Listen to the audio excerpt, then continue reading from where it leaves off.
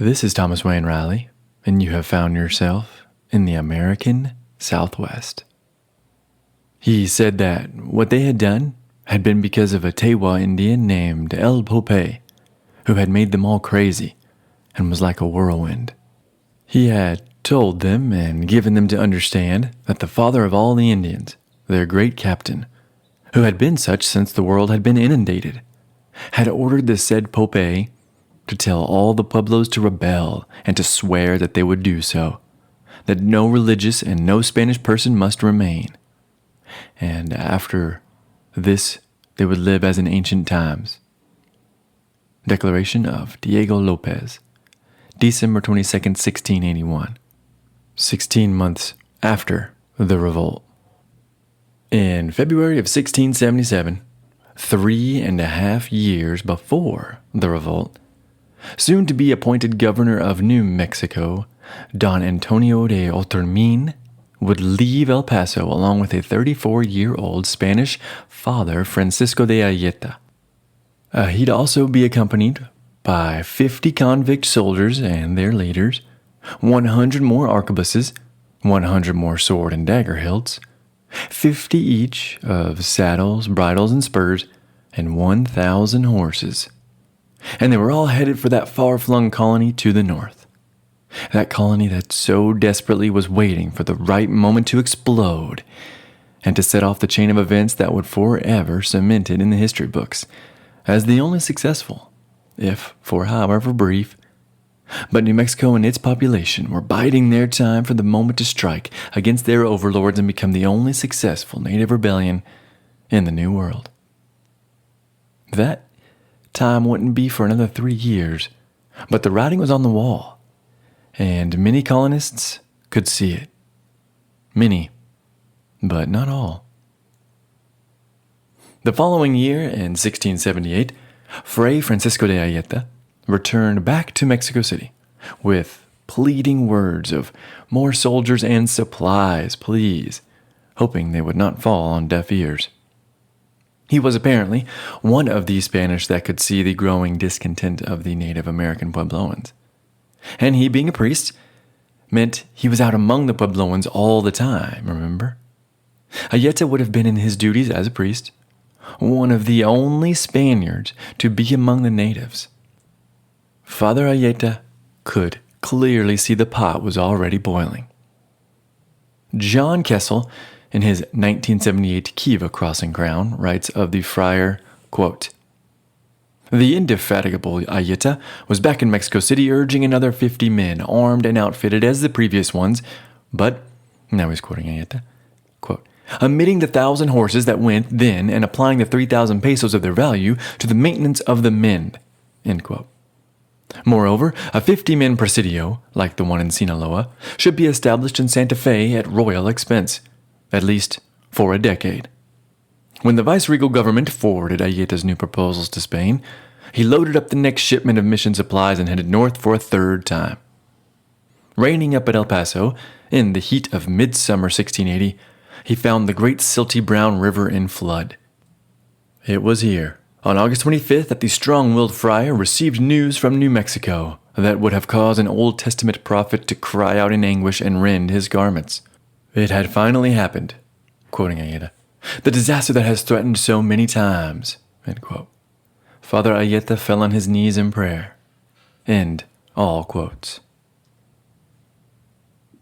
In the previous episode, we covered the entire history of the Spanish in New Mexico, from the moment the washed-up Cabeza de Vaca crew passed through the area, and right up to the moment before the leader of the forthcoming revolt, Pope, right before he would send out his knotted cords of yucca to the participating pueblos.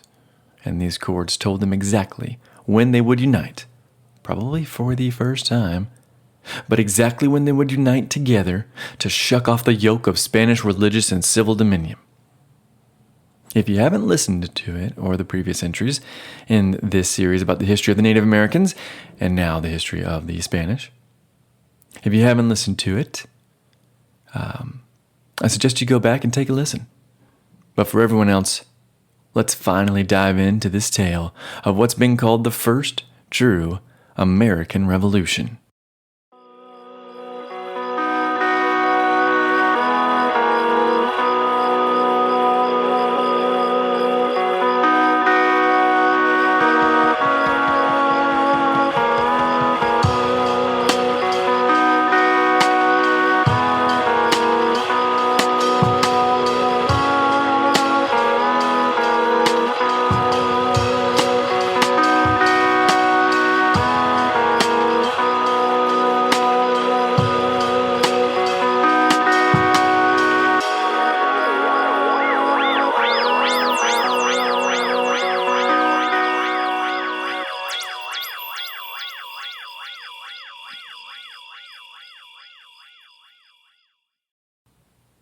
I reckon we should start the episode about the revolt, talking about the revolt's main author and leader.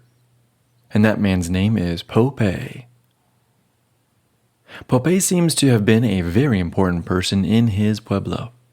That pueblo being Okeoinge, or the Pueblo of San Juan, as it was known back then. And you'll remember that the Pueblo of San Juan was the original capital of the Spanish before it moved to Santa Fe.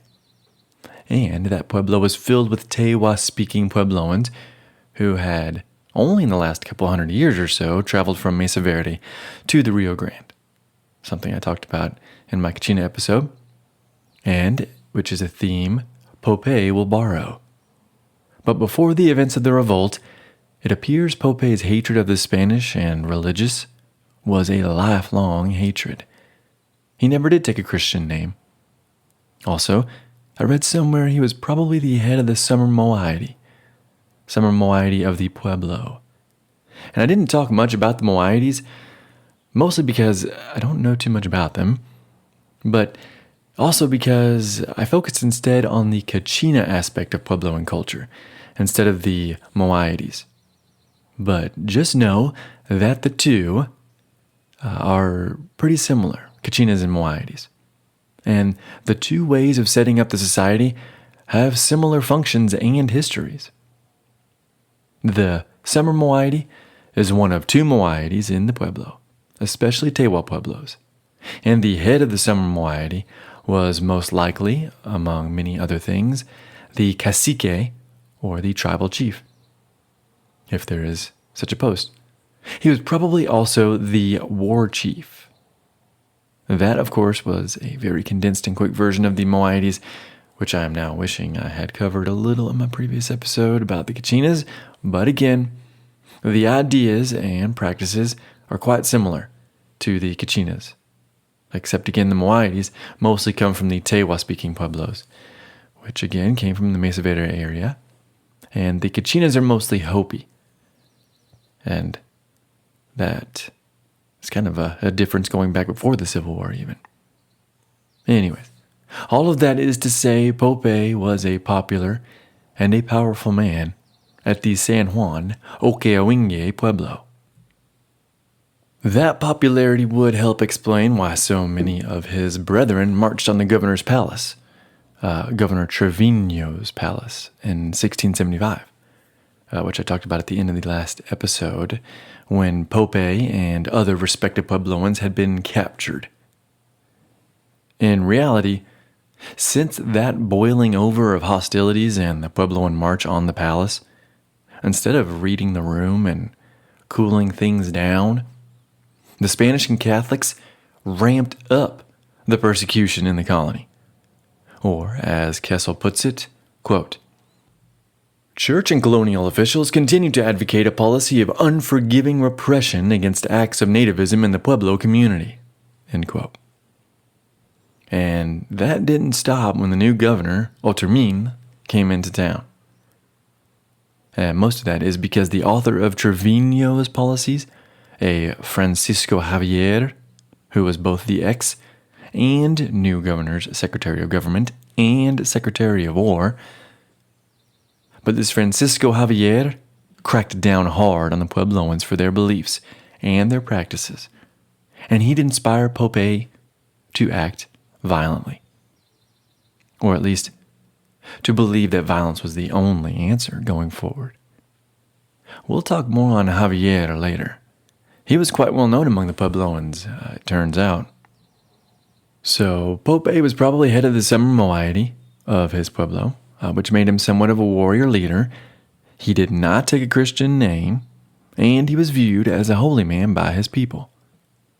After the Trevino event, where he was humiliated, he found San Juan to be too close to the Spanish and the Spanish capital of Santa Fe, so he hightailed out of there and went up north and up into the mountains to the Pueblo of Taos, where he would spend the next few years.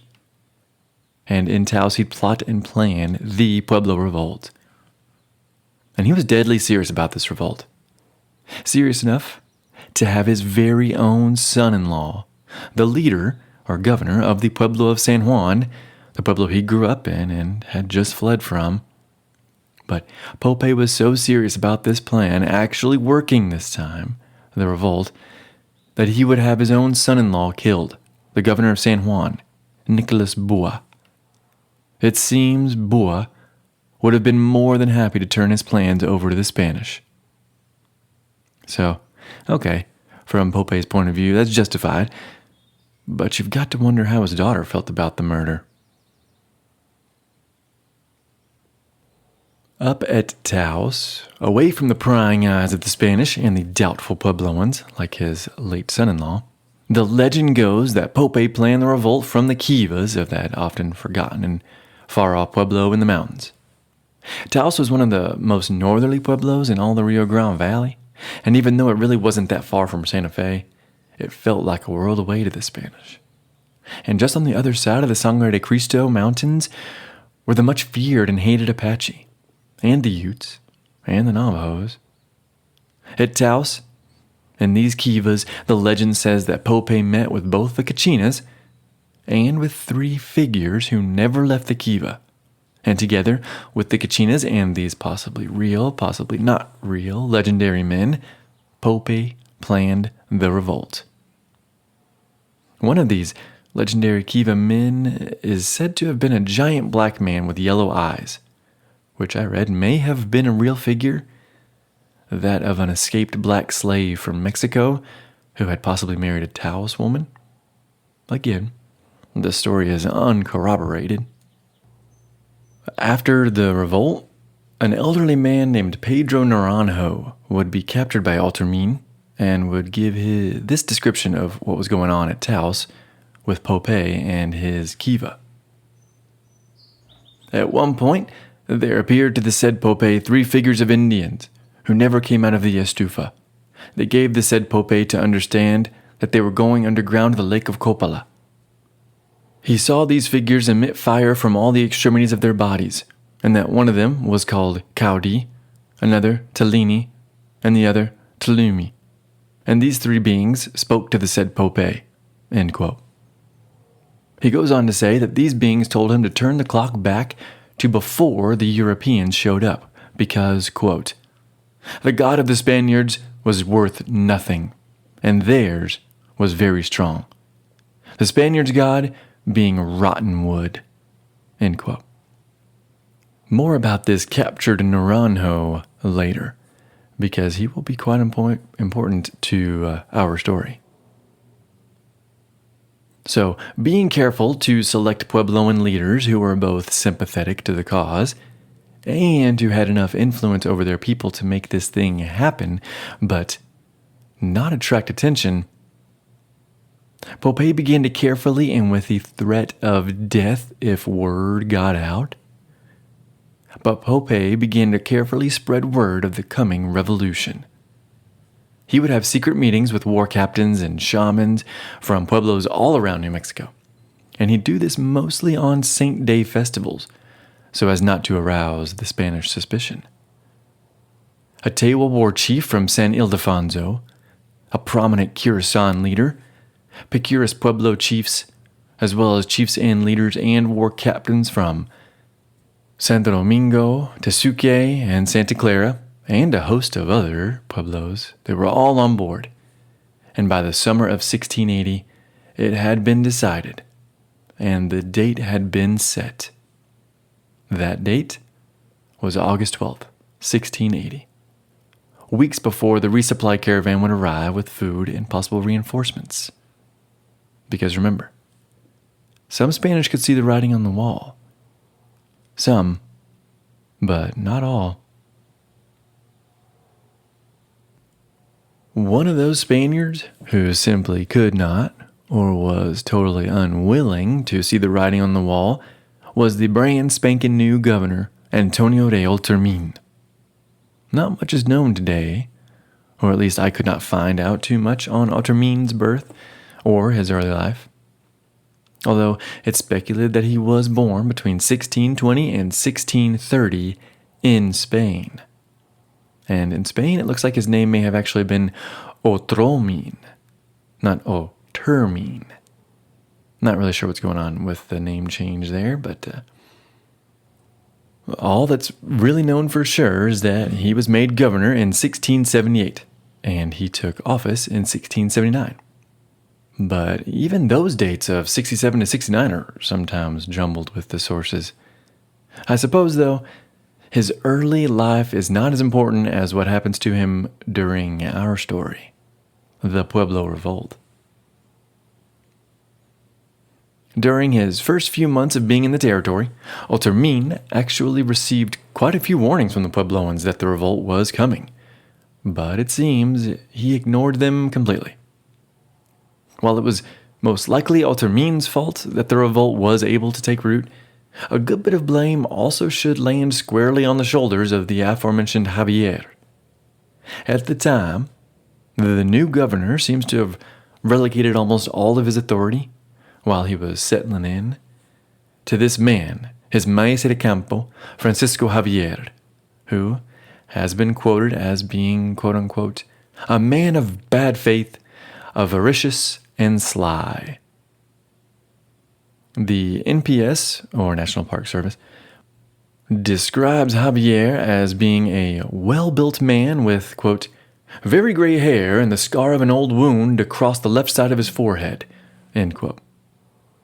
The website goes on to describe how his actions had driven the Puebloans of New Mexico to the end of their breaking point with his aforementioned cruel ways, which, of course, also included some slave raids of Apaches, naturally. The consequences of those slave raids and other actions are in detail in the previous episode, which you should take a listen to if you have not. But regardless of whether or not the blame belongs to Javier or to Otermin, the truth is, 20 days before the revolt, 20 days, the pro-Spanish faction of Puebloans at Pecos warned Otermin that the rebellion was coming.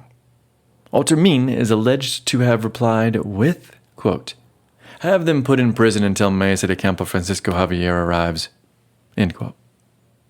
By them, Otermin means the two Tesuque Puebloan Indian messengers, put the messengers in prison until Javier can come and interrogate them. The two Puebloan men who very easily could have been murdered for giving up the game and snitching on the revolt put them in jail. Their warnings were not heeded, though, and the revolt went on as scheduled. Almost as scheduled. On August 9th, 3 days before the revolt, 17 days after Otermin was initially warned, two runners, two men named Quechua and Amtua, were sent from Pope himself with knotted cords of maguey, which is an agave type of plant. But Quechua and Amtua were sent out with their knotted cords to all the pueblos that were participating in the revolt. They were to run, as Puebloans and Native Americans in general were so good at doing back then, as we discussed. But they were to run to each participating pueblo, where they were to hand over the knotted cords to the leaders of the pueblos. And those leaders of the pueblos were to untie one knot per morning until there were no more knots. And on the morning when the knots had ceased, the revolt was to commence. And this was on pain of death from Pope himself. He had even decreed about the Pueblo of San Marcos specifically that if they failed to join in the assault, a horde of Puebloans, led by himself, would come down from the north, like they had in days long past, and kill every villager, man, woman, and child, old and young. The day of destiny had been marked, and the Puebloans had their marching orders. The Piro Pueblos, those Pueblos south of Albuquerque I talked about, the ones that had a seemingly special relationship with the Spanish, because it appears the Spanish built their churches next to the kivas and not on top. These are the same Pueblos which were on the hinterland and were subject to many attacks by Apaches and Comanches and other bands of Indians which roamed the land. These Piro Pueblos were excluded from the revolt because of this very special relationship with the Spanish, which of course makes sense. But it turns out more Pueblos probably should have been excluded as well. Because on the 9th, that very same day that the two runners were sent with their knotted cords, on the 9th, the leaders of the Pueblos of Pecos, San Marcos, San Cristobal, and La Cienega, at the last moment, and despite the threat of death and destruction, they opted out of Popey's revolt. These leaders then sent word to Otermin of the coming pain, with one of them saying, quote, "All the nations of this kingdom were now implicated in it, forming a confederation with the heathen Apaches, so that, on the night of the 13th of the current month, they might carry out their disobedience, perfidious treason, and atrocities." End quote. I can't quite square the date of the 13th with reading everywhere that the original date was the 12th, but maybe there was just some crossed wires. Back at the Palace of the Governors, Otermin was already getting an earful from not one, but two friars with news of a coming widespread, large-scale revolt. And then a mayor from the province arrived with the same exact news. It could no longer be ignored. Finally, Otermin sent out soldiers to arrest these two runners from Tesuque, Catois and Umptois, and bring them in for questioning. But it was simply too late. At Tesuque, when the Mese de Campo, not Javier, but Francisco Gomez Robledo, was there to arrest the two runners, the Puebloans were counter-alerted to the Spanish knowledge of their impending actions. So in response, the Puebloans sent out more messengers throughout all the land as quickly as they could to spread the word of the new date of the revolt. The new date of the very next morning, the 10th of August, 1680. Back at Santa Fe, the two runners were interrogated on the 9th of August, and they would reveal to Otermin that the revolt was set for the 12th. And there was nothing they could do about it, because if they did not revolt, the Puebloans themselves would be killed by it. All were now on board. Otermin, realizing the seriousness of the situation, then sent his own runners and soldiers throughout the land, telling people to beware. A revolt was forthcoming in a matter of days, or so they thought. That night, the night of the 9th, at Tesuque Pueblo, Cristobal de Herrera, a Spaniard, became the first official victim when the Puebloans murdered him. He would be the first in a long line of long-simmering death that was to be unleashed upon the Spanish and their religious. It was an attempted genocide, an attempt at time travel. The revolt was to set everything right and bring the Puebloans back into their state of pre-Spanish life, whatever that may have been. The next morning, August 10th, a soldier named Hidalgo and a friar named Pio set out from Santa Fe towards Tesuque to give mass to the humble Puebloan people, with no idea of what happened the evening before. When they arrived, though, the town was seemingly deserted. So the two searched the Pueblo for any souls who were ready to hear that day's mass, but when they finally found the people, it wasn't a bunch of churchgoers they came across. Instead, the two Spanish men found warriors readying themselves for war. They were painting themselves, arming themselves, and amassing in formation of the coming rebellion. In typical friar fashion, the man, Pio, eager to meet God, tried to reason with the Puebloans after telling them, quote, "What is this, children? Are you mad? Do not disturb yourselves. I will die 1,000 deaths for you." End quote. And then he did. Pedro Hidalgo, the soldier, on the other hand, barely escaped with his life and rode hard back to Santa Fe, where he told Otermin what Otermin no doubt already knew. The revolution had begun. In Kiva Cross and Crown, John Kessel writes of an interaction between two Spaniards on that fateful morning. Like a brush fire in the wind, word of the planned uprising had spread from San Cristobal to all the Taino pueblos, and to Father Custos Juan Bernal. Bernal had alerted Alcalde Mayor de Nieto and the other Spaniards, who gathered up their families and made for Galisteo. The next day, the 10th of August, while Pedro was chopping weeds in a plot of maize on the Nieto estancia, he looked up to see Bartolome, Cantor Mayor of the Pueblo of Galisteo, coming toward him, his eyes filled with tears. "What are you doing here?" asked Pedro. The hysterical reply, if Pedro's memory served him, went something like this. "The Indians want to kill the Custos and the other fathers and Spaniards. They say that the Indian who kills a Spaniard will get an Indian woman, whichever one he wants, as his wife. He who kills 4 Spaniards will take 4, and he who kills 10 or more will have that many women for wives.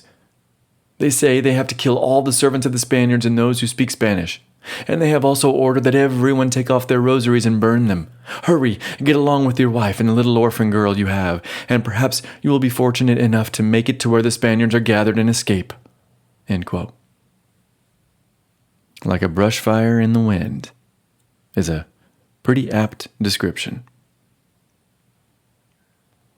In a beautifully bound and illustrated set of books my wife and I recently picked up at a book fair in Southern California, called The Old West, published in 1980, the book on Spanish West says this of that infamous morning, quote, "As Otermin sent soldiers to verify the report, other couriers raced in.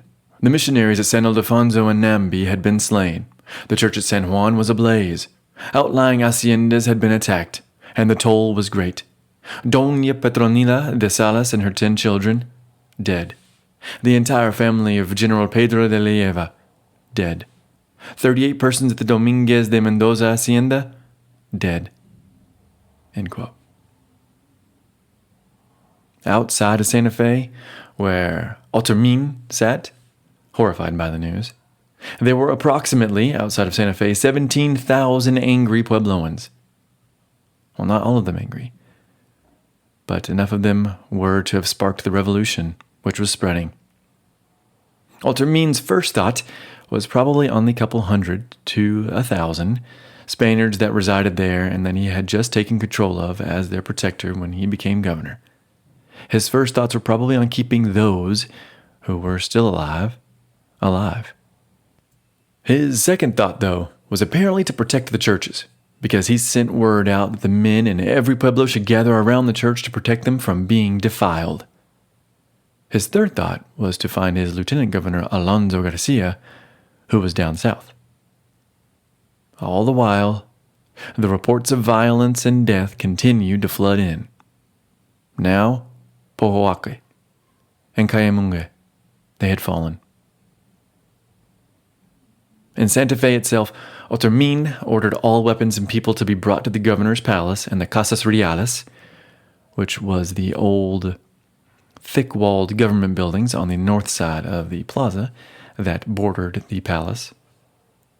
Once gathered, he distributed the weapons to any able-bodied man or boy, really any male who could fight and who knew how to use them or could learn quickly. This number was rather low. It was only about 100. He then set up guard at the church and guards around the palace. It was time to hunker down for a possible siege. Meanwhile, over the next 3 days, word of the revolt would pour into Santa Fe and Otermin's ears like blood from an open wound. Taos and Picuris were rebelling. The Jemez Pueblos, the Tewa-speaking Pueblos, were also in open rebellion. Santa Clara, all of the Pueblos from Tesuque to San Juan, captains, wives, children, friars, sympathetic Puebloans, all who stood in the Puebloans' way were being killed. Las Cienegas and Marcos, Pecos Pueblos were rebelling. The Puebloans were using arquebuses, and even more troubling, they were using horses. And all the while, they were stealing more weapons and more horses. Not to mention, word from his second-in-command, Garcia, had not been returned. It didn't look like the soldiers and the horses he so desperately needed were coming from south or from Alonso Garcia. By the 5th day, the plains around Santa Fe and even the houses and buildings on the outskirts of town had been occupied with Puebloans, awaiting their Apache allies, it seemed, and they were ready to make war with the Spanish, those who were still alive. On that day, the 15th, an emissary from the Puebloans was allowed access to Otermin. Once in the presence of the governor, the Indian told him everything he was hearing was true, and in fact, very soon, the Indians were bringing him, Otermin, 2 crosses, one red and one white cross, and he must choose which cross to bear. If he chose the white one, the Indians would allow them to leave peacefully, but only if they did so forever.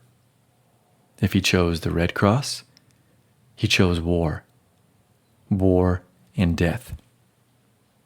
Otermin countered with the declaration that everyone who surrendered now would be pardoned, and no one would be punished as long as they laid down their weapons and reaffirmed their submission to Christianity and to Spain. At this, the Indians laughed and returned to their people, where they began preparation for the destruction of the Spanish. All around the Casas Reales, the Indians set fire to the grand buildings, and the Spanish watched as their lavish and rich houses were burning to the ground with all their possessions in them. Thankfully, they'd at least made it out alive, for so many other Spanish throughout New Mexico weren't as lucky. Next, the Puebloans set fire to the church of San Miguel, but this was the final straw for Otermin. In response to the defiling of the church, Otermin, rather courageously and valiantly, gathered up his 100 able-bodied warriors and told them it was now or never. They either stayed there and burned alive, or starved to death, or slowly the Puebloans tore down the walls around them with their bare hands, or they go meet the Indians in battle in the middle of the city with surprise on their side. The survivors chose the latter, and the battle would last the entire day. And Otermin would later write, quote, "Many of the enemy were killed, and they wounded many of our men, because they came with the arquebuses and the arms which they had taken from the religious and the Spaniards, and were very well provided with powder and shot." End quote. At darkness, the Spaniards retreated to the governor's palace, since the Casas Reales, where they had been previously holed up, were now overrun with Puebloans, who were now actually able to fire directly into the governor's home from their new perches. Not only that, the water source to the palace had been shut off by the Puebloans. And with each new sacking of a pueblo, the warriors were gaining more weapons, more shot and powder, and more horses. More weapons, shot, and powder they'd already proven themselves quite adept at using. The situation was looking pretty dire for Otermin and his Spanish survivors. On the 18th, with the warriors' numbers continuing to swell and with the Spanish beginning to grow crazy with thirst, it was decided that it would be better to die fighting to escape than to die of hunger and thirst while cowering in their surrounded place of refuge. Meanwhile, the Lieutenant Governor Alonso Garcia, alive and well, probably not well, but at least alive, Alonso Garcia had heard that everyone north of him, including in Santa Fe, including Otermin, everyone had been killed. That's what he had heard. So he felt his only course of action, as the world erupted in fiery revolt around him, was to take the survivors, who now saw him as the leader of the territory, to take them and head south to El Paso, where he knew a resupply wagon was coming up from Mexico. Once in El Paso, Garcia figured he could regroup, resupply, and run back north to confirm if the rumors were true and to save those who had survived. So that's what he did. He headed south with all the Spanish and Puebloan allies he could find. Back in Santa Fe, On the morning of August 20th, 10 days after the revolt had started, and a couple of days after that battle, with no more water, and probably long after the food had run out, Otermin and his 100 or so bedraggled army of soldiers and boys and old men staged a daring and bold and brave move, and they burst forth from the palace gates and totally surprised the Puebloans. In the ensuing, rather astonishing battle, the Spanish would kill around 300 Puebloan warriors. They would take 47 prisoners, and they would cause the rest of the couple of thousand of Indians to flee to the hillsides. The counterattack would be over by noon, but it did take its toll on the Spanish, of whom 5 died, and even Otermin gained 2 wounds, 1 to the face and 1 to the chest. After interrogating the 47 captives and finding out what he already knew, he had them all executed for treason. It seemed what the Puebloan messenger had told him days before was coming true, that the Spanish god and Santa Maria were dead, and the Puebloan god, whom the Indians had never ceased to obey, was alive and thriving. David Roberts, a favorite author of mine, he would write of the immediate aftermath of the revolt in his Pueblo Revolt book. He would write, quote, "All told, in a single day, August 10th, 1680, the Puebloans killed 21 of the 33 Franciscan friars in New Mexico, or more precisely, 19 friars and 2 assistants. The carnage did not end with the priests. From Taos all the way to Hopi, the Indians killed 380 settlers, sparing neither women nor children, virtually all of them on August 10th. In an official letter written 3 weeks later from the safety of El Paso, a shell-shocked Governor Otermin would characterize that fateful day as a, quote, lamentable tragedy, such has never before happened in the world, end quote.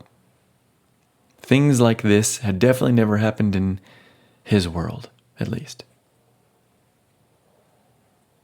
Back at Santa Fe on the 20th, in a hurry to get the heck out of Dodge, and not knowing that he would indeed make it to El Paso, Otermin divvied up his own belongings amongst the 1,000 or so Spanish, Mexican, and Indian survivors that were under his care, and he had them quickly march in formation out of the city and down to Isleta, Pueblo, where he hoped Garcia was waiting for them.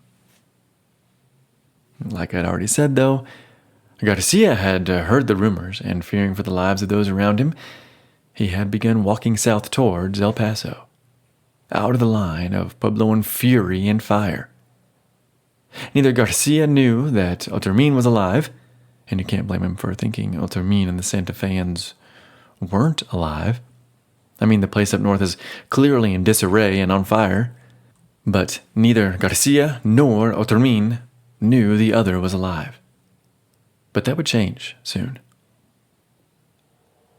As the refugees fled southward, Otermin would write about how they constantly saw the Puebloan warriors amass at the top of mesas, with arquebuses, spears, bows, and arrows at the ready. But they never did fully attack. Occasionally they would send out smoke signals after poking and prodding the fleeing column with minor skirmishes, but the Indians never full-on attacked. Which is curious, because it seems like they probably could have obliterated the refugees had they have attacked them for real. And this thought would haunt the Spanish and their allies the entire march. David Roberts suggests the Puebloans didn't attack head-on because of the sheer number of warriors, if the accounting was accurate by the Spanish, but because of the sheer number of warriors they had lost on that battle on the 20th. That large number of dead warriors may have given the Puebloans a second thought on attacking again and losing that many, or even half as many. That would have been a devastating number to the already small population of Puebloans. There was also the possibility that they did not want to lose any more because they no doubt feared a swift reprisal and attempt from the Spanish to retake the territory was forthcoming, and they needed every warrior for that impending battle. In other words, the Indians may have been playing it safe. While heading south, though, the survivors also saw countless Spanish plantations burned and looted with the bodies of women and children inside. Otermin would also write on his embarrassing retreat south that he felt like he was at fault for not believing the revolt was real, and he truly believed it was God punishing him for his many sins. And he was probably not wrong, at least about believing it was his fault. I mean, he did ignore all those warnings. They've been coming in for months, after all, especially from Pecos Pueblo. He really had ample opportunity to do something, anything, about the impending doom of the Spanish in New Mexico. Of course, though, it isn't doom for the Puebloans, who were probably celebrating every step south that the conquerors took. A leery celebration, no doubt. In fact, one captured Puebloan on August 23rd, on the third day of the march, told Otermin that the Indians were glad to see the Spanish fleeing, and that the loss of life for the Puebloans was worth it because from then on, they were going to live how they like, worshiping their gods, free from the tyranny of the Spanish.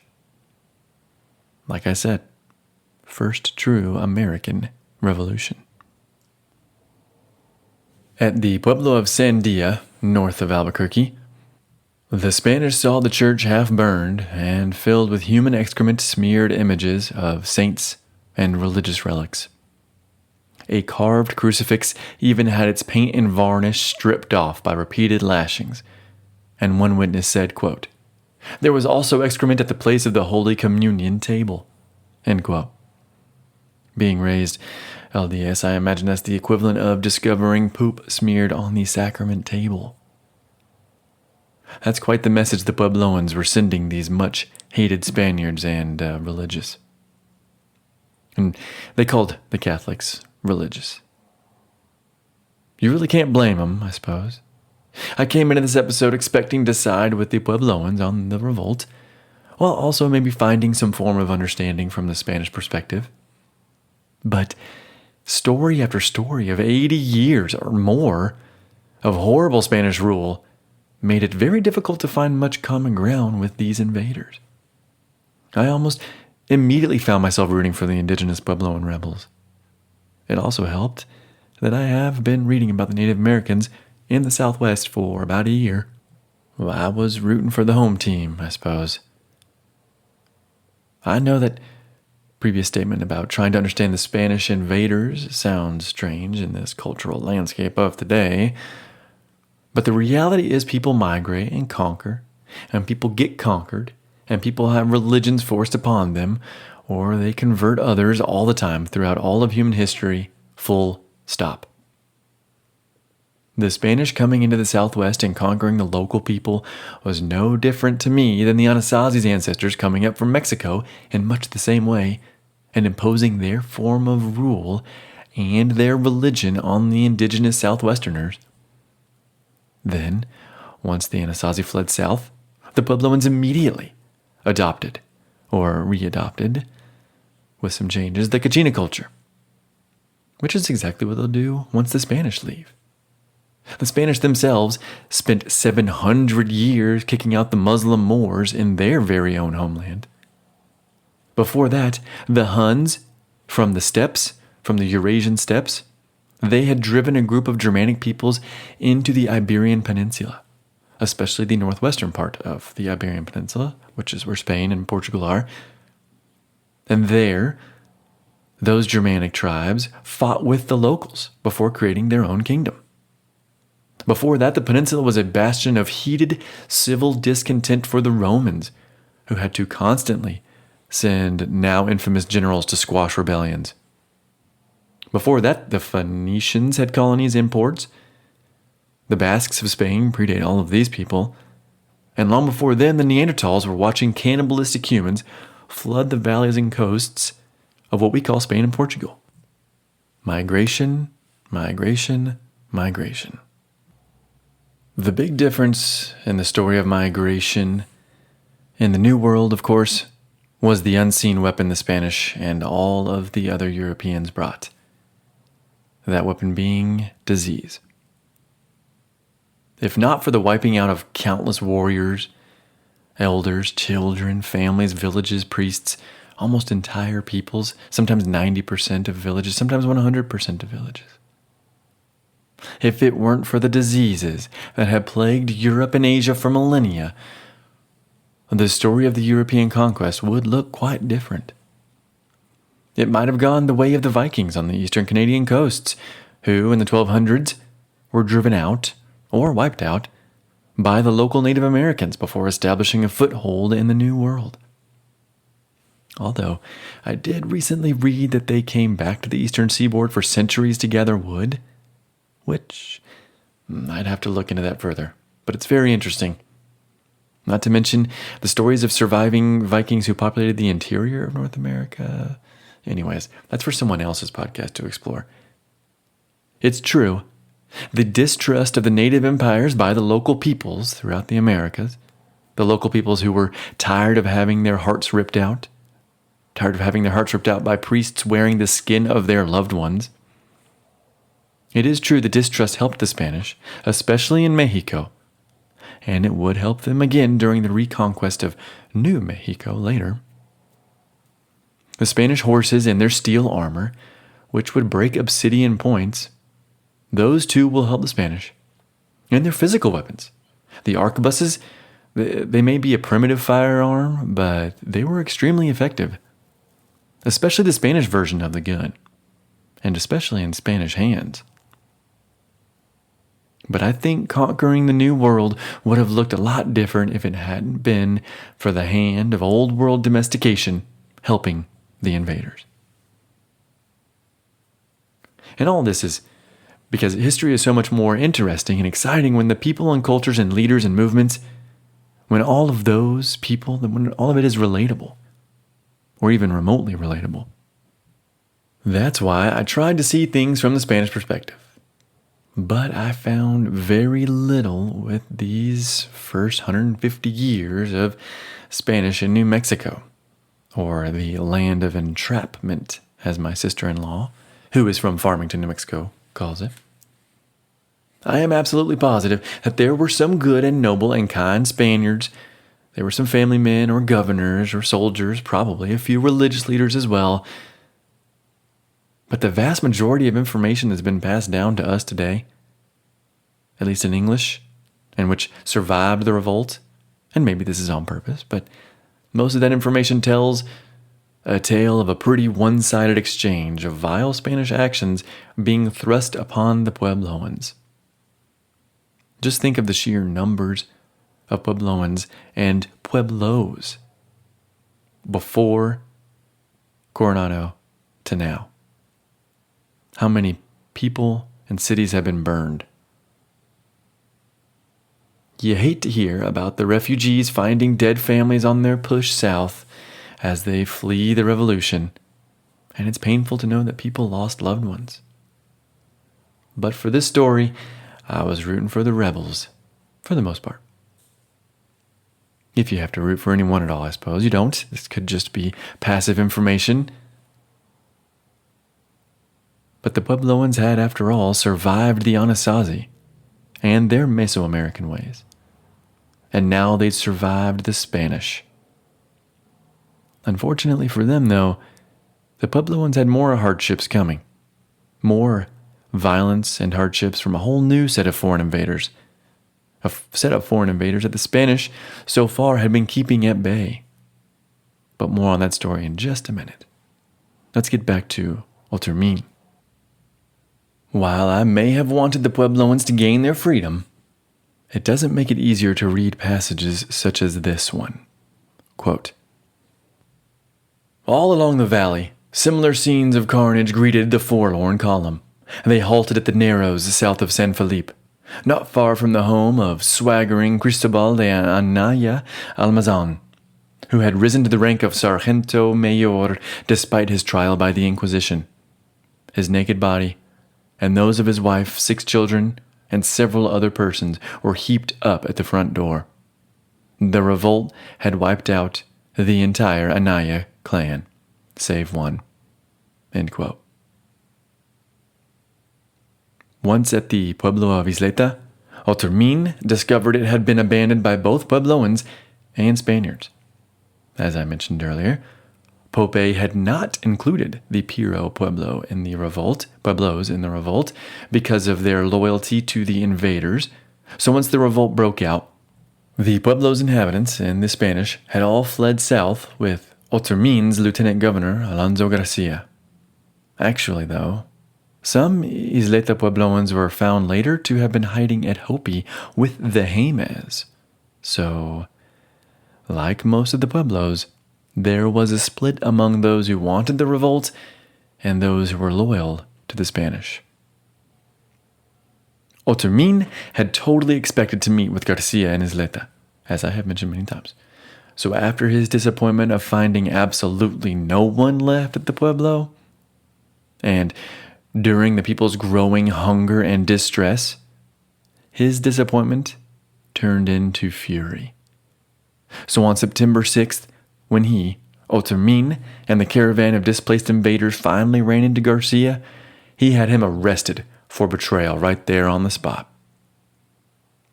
But eventually, cooler heads prevailed, and Otermin had him released after listening to his side of the story, which, of course, made sense after all. While Otermin may have forgiven Garcia, he definitely wasn't about to forgive the Puebloans. According to his own writings, he was going to take back that blasted New Mexico, and he said, quote, "For this purpose I shall not spare any means in the service of God and of his majesty, losing 1,000 lives if I had them, as I have lost my estate and part of my health, and shedding my blood for God." End quote. But Otermin would not be granted any of that. In a descriptive passage about what comes next with the fleeing Spanish, David Roberts writes, "On September 13th, near a southern pueblo called Fray Cristobal, with all 2,500 survivors gathered in a single camp, Otermin called a grand council to discuss what might be done. The 8 Franciscans, who had escaped martyrdom, declared themselves willing to follow any course of action the governor might order. It was the joint opinion, however, of Otermin's 5 maestros de campo that sealed the decision. As Charles Wilson Hackett, the pioneering compiler of English translations of the Spanish documents about the revolt, paraphrases the lament of the governor's most trusted officers, quote, "They agreed that because of the miserable condition of all, and especially of so many women and children, and since there was little prospect of any alleviation of their hunger, or any way to avenge or restrain the taunts of the enemy in that desert place, the retreat should be continued." End all quotes. So it turns out Otermin would have to wait for that reconquest. And on September 29th, the sprawling camp of 2,500 survivors finally made it to the outskirts of El Paso, where they felt so much safer. There, they regrouped and pondered the treachery, cunning, and to them, evil vileness of their Christian and pagan Indian subjects in kicking them out. Meanwhile, back in the Pueblo world northward, the revolution was only just beginning. The first part of Pope's plan was to kill every Spaniard and religious they could get their hands on, and kick out the ones they couldn't. Well, that mission was complete. So the next step was to erase all signs that the Spanish had ever been there in the first place, both on the land and on the people. That included burning the churches, buildings, trees, plants, even the seeds that the Spanish had brought that did not belong in the American Southwest, or for them, the Native American Southwest, their Puebloan lands. From then on, only maize, beans, and squash were to be planted, but most importantly, maize, of course. Now, it was noted by Puebloans later that some Indians, in fact, kept some of the seeds, like those of the melons and other useful and helpful products. But in the beginning of the terror of the Revolution, all vestiges of Spanish were to be destroyed. No Spanish was to be spoken, Baptisms were to be reversed by wading into the streams and waters, especially that of the Rio Grande, and to then rub themselves with yucca root from head to toe. I imagine the waters ran red with the scoured skin of undone baptisms. Names were to revert back to Puebloan tongue names. Images of Christ and the saints and of Christ's mother Mary were to be burned and lashed with a whip or both. Christian marriages were null and voided, and the choosing of a mate was now done the old-fashioned way, the Puebloan way. Any Christian Indian that refused to participate was killed by Pope or his lieutenants. Or so the legend goes. And as for Pope himself, after the revolts, rather paradoxically, because remember, the plan for Pope was to return to the way it was before the Spanish. Yet, after the revolution, in a move that later revolutionaries around the world would adopt, Pope declared himself leader of all the Pueblos and Puebloans. Now, of course, this is a paradox, because the people didn't used to have a singular leader. And his whole goal was to return the people to how it was before the Spanish were there. Even more than just declaring himself leader. After he did that, Pope would rule them with an iron fist, as tight as Javier and Trevino ever did. Definitely tighter than Otermin, who again had only just gotten there. Then, as if he were just straight up copying the Spanish at this point, Pope would go on a tour of all the land, just like the Spanish governors used to do. He even, during this tour, demanded tribute from all the pueblos he visited. At the same time, he forbade any Catholic or Christian practices, and instead forced every Puebloan to dedicate hours a day to studying the old ways. Again, rather paradoxically sounding exactly like the Catholic priests, except in reverse. All of this is tough to say happened with 100% certainty, but this information does come from both Spanish and Puebloan sources. Some authors I read, recent authors, they focus on the Puebloans more, so they ignore a lot of this completely. Others go into a little bit too much detail. They kind of relish in the failing of the revolutionary leader. It's impossible to know for sure what happened exactly, at least until the Puebloans opened their vaults, but like I said last time, I wouldn't and we shouldn't hold our breath for that. It seems like it wasn't long before one of Pope's earliest lieutenants, the war chief from Picuris, Tupatu, deposed him after a successful coup. Typical reactionary step in a revolution, really, but Tupatu wasn't much better, it turns out, as he immediately began dividing up all the spoils of the revolt, just like Pope had, and passing it to his lieutenants and to his self. Once in El Paso, after the dust had settled from their fleeing caravan, the survivors actually began to fear for their lives in New Spain as well. They were afraid the revolutionary action burning the land of New Mexico would actually spread throughout even the land that far south, or that far north, of Mexico City. So the people, these beleaguered survivors, wanted to leave as quickly as they could, and they began grumbling to the authorities and to Otermin that they were going to do just that.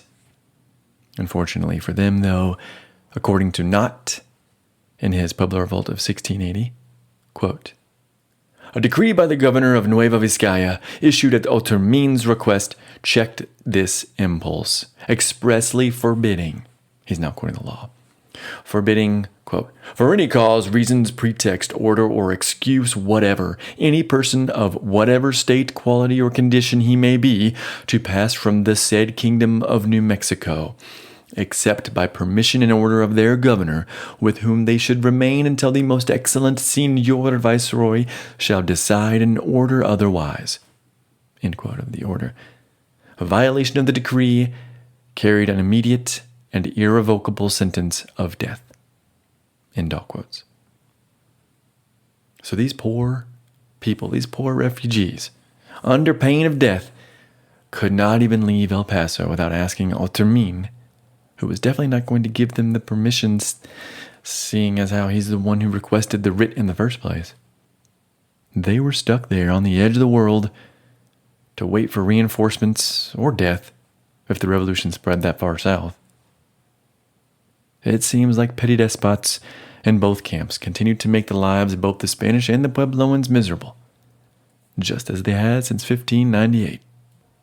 In El Paso, the Spanish fortified the city and waited for reinforcements and supplies that just never did come.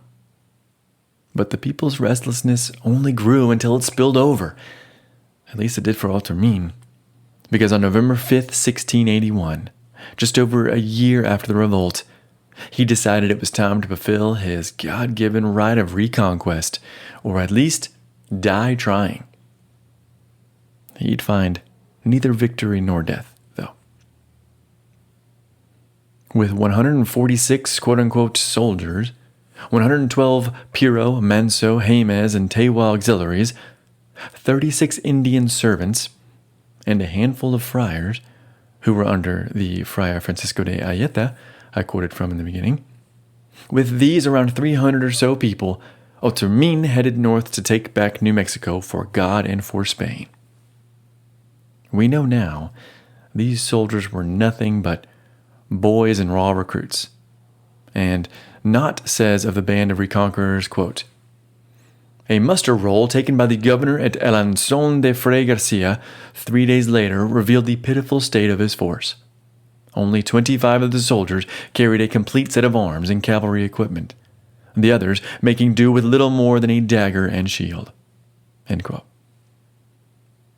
For the next 2 months, Otermin would travel through the southern pueblos of Tewa looking for any allied Puebloans he could muster and gather any information that he could. As they traveled, though, the Otermin reconquest crew found church after church of destroyed altars, burned statues, burned crucifixes, and smashed bells. Smashed bells were actually a big part of the revolt. It appears the Puebloans did not enjoy the sound of bells every day, every morning, every evening, every mass, just all the time. And you know what? I can't blame them. But also, they found a lot of bones. A lot of bones in fields and empty pueblos. And speaking of empty pueblos, every single pueblo they came across on their way up north to Isleta was abandoned completely. And that pueblo, Isleta, it sits just southwest of Albuquerque on the Rio Grande. In December of 1681, with 70 of his best soldiers, which is probably the same number of qualified soldiers within the reconquest period, but on that pre-winter December morning, Otermin marched on Isleta and completely surprised the Puebloans into surrender. The Puebloans, in reality, they weren't all that upset about the Spanish being there, since they needed the help defending themselves from their northern neighbors, the Tewa Indians, who at that very moment, and pretty much since the revolution had begun, were beating the heck out of them. But the thankfulness they had for their protectors, the Spanish, didn't last long once they discovered the despised creator of the anti-Indian crusade, Javier, once they discovered he was among the reconquerors. Knott has a great story about this in his Pueblo Revolt. I'll quote from now. "Word had spread quickly throughout the region that Francisco Javier, hated architect of the persecution of Pueblo nativism in the years leading up to the revolt, was among those now returning to the land. Indeed, as Fray Nicolas Lopez would later recount, when the expedition first entered Isleta, many Indians watched in dismay while Javier dismounted and grabbed an Indian called Paraga by the hair and hurled him against the ground, beating and kicking him before most of the Spaniards. A scene that prompted the Pueblo witnesses to scream, 'Why has that devil come? Already Javier is beginning to do what he did before with the protection he had from the governor, for he used to do whatever he wished, and it was he, not Otermin, who governed.' As a result, Otermin's forces found each subsequent pueblo abandoned, its inhabitants having fled for fear of their former oppressor's wrath." End quote. So Otermin is a poor learner, and the reconquest was getting off to a terrible start. From Isleta, Otermin sent out one of his conquistadors, a Juan Domingo de Mendoza, up the Rio Grande to ask for the Pueblos to surrender peacefully. But as was just explained, every time he entered the towns, they were empty.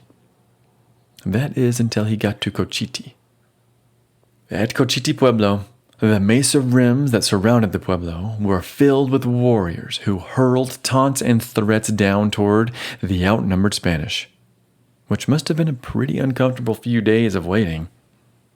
And they were waiting because the leader of Cochiti had said they'd surrender in a few days, sure thing, don't worry about it.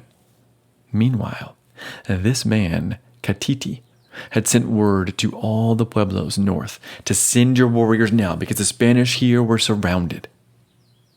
Luckily for Mendoza and the Spanish, who could sense the trap closing in, they left for Otermin and Isleta, souring the plans for another Spanish defeat by the hands of the angry Puebloans.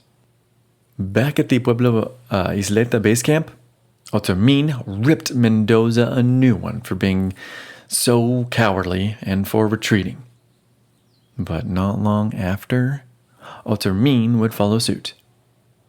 On December 23rd, 50 Puebloans, all on horseback, surrounded Isleta and threatened the Spanish while simultaneously calling for the Puebloans to join them once again.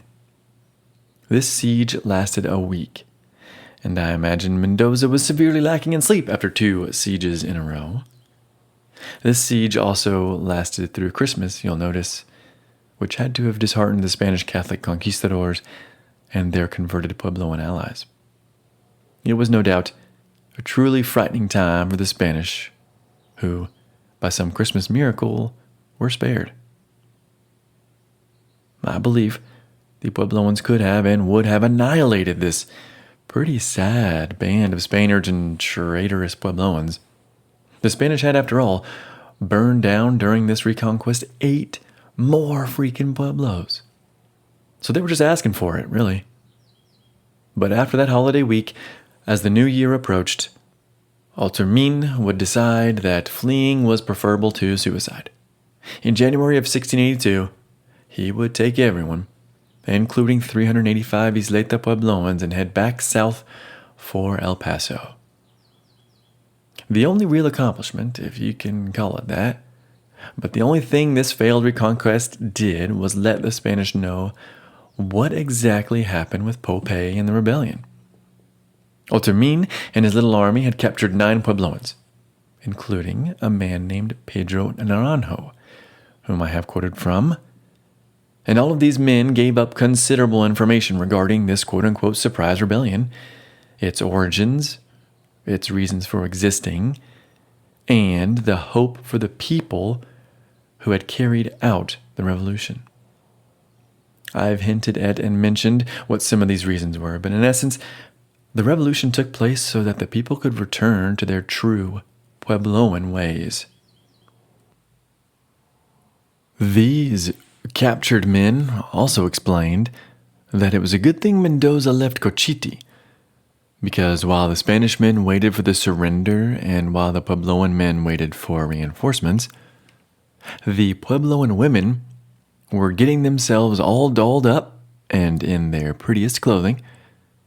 The plan, hatched by the, quote, coyote of the Queres nation, unquote, Catiti, the man who had attempted to trick Mendoza, I briefly mentioned him, being the one in charge of Cochiti, who had told Mendoza that they would surrender in time.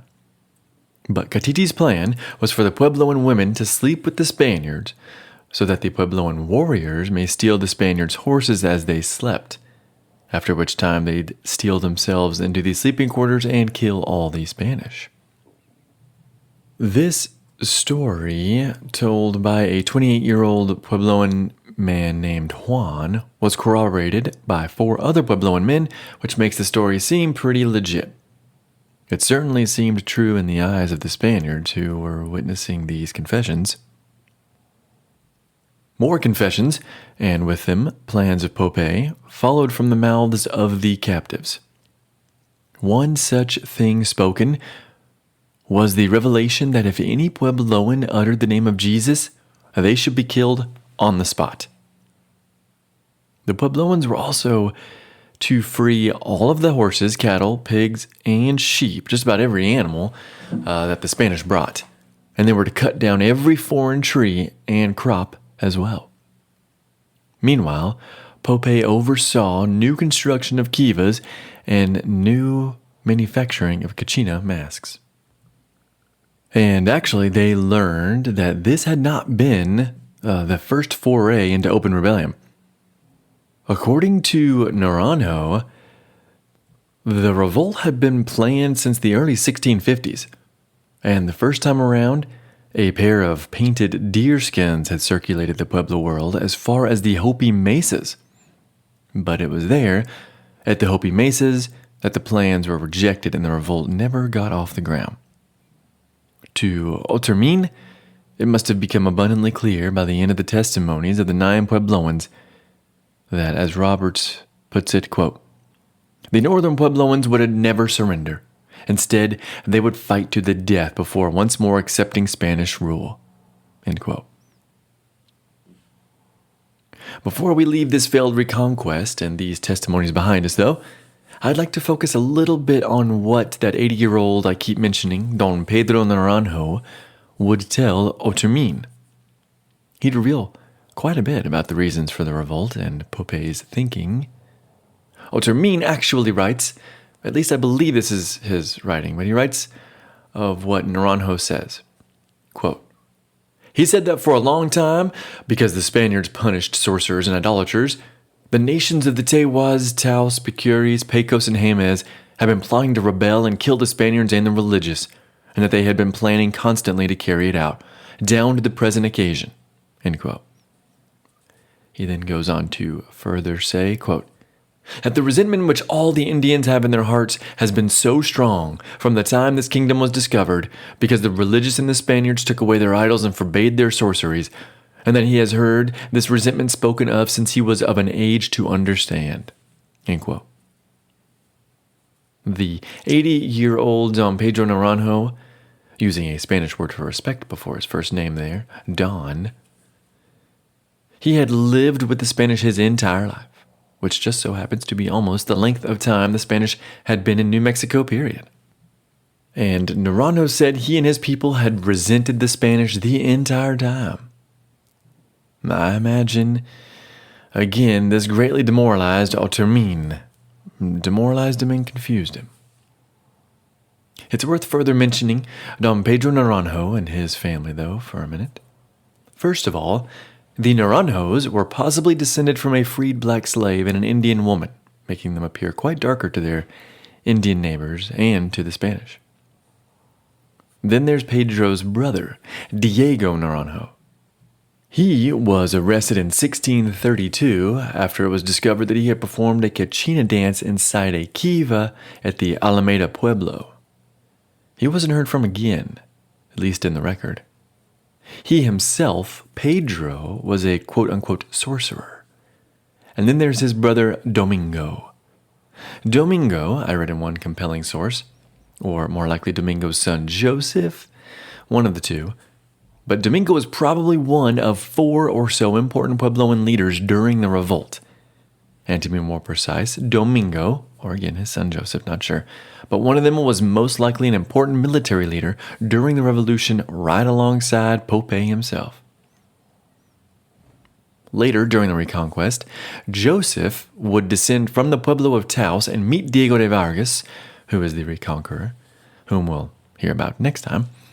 But when Vargas approached the deserted Pueblo of Taos, Joseph descended the Pueblo and spoke with him. This does lend some leadership capacity to the Naranjo tribe, both by being at Taos, where Pope had planned the revolt, and by being the one to talk to the Spanish reconqueror. That may have also had something to do with the fact that Joseph could speak Spanish well enough for the Taos Puebloans to call him Joseph Naranjo el Español. Much later, though, Joseph would kill his own brother Lucas and switch sides to the Spanish, which, quote, marked Joseph's rise in the Spanish society to become the first chief war captain of the Pueblo auxiliaries. End quote. The Spanish, in their documents, would call Joseph El Negro or El Mulato. That quote about Joseph was by Stephanie Beninato in her paper Pope, Poseyemu, and Narano, a new look at leadership in the Pueblo Revolt of 1680. And this paper shed some new light for me on this complex and exciting topic. But let's get back to Narano's words on why Pope had the revolt. In Scott Otermin's Winds from the North, which I used heavily in my Kachina episode, and which discusses the fact that after the Anasazi Civil War and during the Great Migration, the Mesa Verde Anasazi, or ancestral Puebloans, headed to the Rio Grande Valley, and they became the Tewa-speaking Puebloans. In that fantastic and insightful book, Otermin talks about the revolt and how it relates to the Mesa Verdeans' migration to the Rio Grande. He says, quote, "It appears that social memories of an ancient homeland in the north were part of the discourse behind the rebellion itself. According to the Spanish account of the testimony of two Tesuque runners who were interrogated by Otermin on August 9th, 1680, quote, they said that the most that has come to their knowledge is that it is a matter of common report among all the Indians that there had come to them from very far away toward the north a letter from the Indian lieutenant of Pohayemo, to the effect that all of them in general should rebel, and that any Pueblo that would not agree to it, they would destroy, killing all the people." End all quotes. So who is Pohayemo? Well, Pohayemo seems to be a mythical warrior leader figure of the Tewa-speaking Puebloans, who came from the Mesa Verde region of their ancestors' homelands. But more than that, Pohayemo or Poseyemo goes back to the basket maker culture. You know, that culture that predated Chaco, which I have discussed multiple times now. For the basket maker ancestral Puebloans, Poseyemo was associated with Coyote, and Poseyemo was the son of the sun, and was an original leader of the people when they emerged from their ancestral lake, of which I also spoke a lot about. This leader, Poseyemo, was known to be the first great shaman for the people, and he could speak with the heavens, similar to a Kachina. His association with Coyote made him also associated with scalps, mist, rain, fertility, hunting, growing crops, and both bringing people together and warfare. He really was kind of an original Kachina figure. So it was this Pohayemo or Poseyemo that Pope was embodying. He was leading the people with the blessing of the original warrior fertility Coyote shaman, Poseyemo, who led their ancestors out of the lake and into the world. There may have even been another Pohayemo figure for the Tewa when they left Mesa Verde and entered into the Rio Grande region. He's just been lost to our history now. And I kind of mentioned this as a foreshadowing in that very episode of the Kachina episode, Rise of the Kachinas. So Don Pedro Narano, after being captured in December of 1681, then goes on to tell Otermin a rather long quote, part of which I have read from before, but this is that quote in its entirety. "Finally, in the past years, at the summons of an Indian named Pope, who is said to have communication with the devil, it happened that in an estufa of the Pueblo of Los Taos there appeared to the said Pope 3 figures of Indians who never came out of the estufa. They gave the said Pope to understand that they were going underground to the lake of Copala. He saw these figures emit fire from all the extremities of their bodies, and that one of them was called Caudi, another Tilini, and the other Tlumi. As soon as the Spaniards had left the kingdom, an order came from the said Indian Pope, in which he commanded all the Indians to break the lands and enlarge their cultivated fields, saying that now they were as they had been in ancient times, free from the labor they had performed for the religious and the Spaniards, who could not now be alive. He said that this is the legitimate cause and the reason they had for rebelling, because they had always desired to live as they had when they came out of the lake of Copala." End quote. according to Otermin, quote, "The planned rebellion was to be a reinstantiating of the Mesa Verde migration," end quote. In other words, Pope used the Tewa origin story of an emergence from the Lake of Coppola, or the area known as Tehuayo, if you'll remember. He used that as well as their migration from Mesa Verde, which itself was an emergence from the Lake of Coppola. But he used these stories of emerging from an incomplete life at Tehuayo to promote the rebellion to the other Puebloans. They were going to emerge from the Spanish conquest as a more complete people, just like their ancestors had emerged from the lake a more complete people. This message would have obviously had much more significance among the Tewa speakers, who knew this origin myth well, much better, but it also seemed to unite the other Puebloans in their desire to be more complete, and more free, or completely free, of Spanish tyranny. Furthermore, Pope may have taken on a mythical figure himself, that figure of Poseyemu, the mythical origin Kachina I mentioned earlier, who may not have been mythical, but rather a historical figure that actually helped the Mesa Verde ancestral Puebloans migrate en masse to the Rio Grande Valley and Tewa Basin in the 1200s? Maybe. His name, or this name, Poheyemu, is clearly a Tewa name, but in actuality all the Puebloans of the area have stories of Poseyemu. Sometimes Christian or Spanish and even Anglo bits have found their way into his story. But at the time of the revolt, Puebloans, especially Tewa-speaking Puebloans, would have known about the man who helped lead the people out of their homeland. You can kind of compare him to Moses, really. But he existed during a time when, quote, "there were only Indians, no white people, no Mexicans," end quote. That quote's from a book titled Tewa Tales, which was first published in 1926. Poseyemu's name in Tewa can mean one of two things. Either he who scatters mist before him, or fog. It could be the fog that rises from lakes in the morning, which is very pretty, and it suggests, as Otermin puts it, he is a benevolent person, he who scatters mist before him. Or Poseyemu could be translated, because Pose also means scalps taken in war. So Poseyemu could also mean he who scatters scalps before him, which would imply he was a powerful warrior. Not so pretty or benevolent. But that could harken back to the wiping out of the Gallina culture and the remnants of the Anasazi on their way to the Rio Grande Valley. And it seems this latter definition of scalps is the one Pope was adhering to. Because he did threaten all the Pueblos who did not go along with the revolution. He threatened them with burning and death. Poseyemu was not only a possible military leader, but also a religious one, as they so often are. In Tewa songs, he's even called the father of the people. To summarize his many stories and songs and mythical retellings, I will quote Otermin, who says, "Poseyemu legends refer to the leader of a religious revolution that resulted in the depopulation of the Mesa Verde region and the creation of a new society in the Tewa Basin." End quote.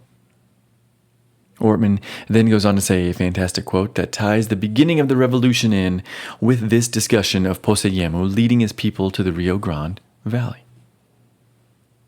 Given this, it is easy to see why, some 4 centuries later, Pope and other leaders of the Pueblo Revolt appealed to his memory when the Pueblos found themselves in a situation of oppression similar to what Poseyemu had endured at Tehuayo.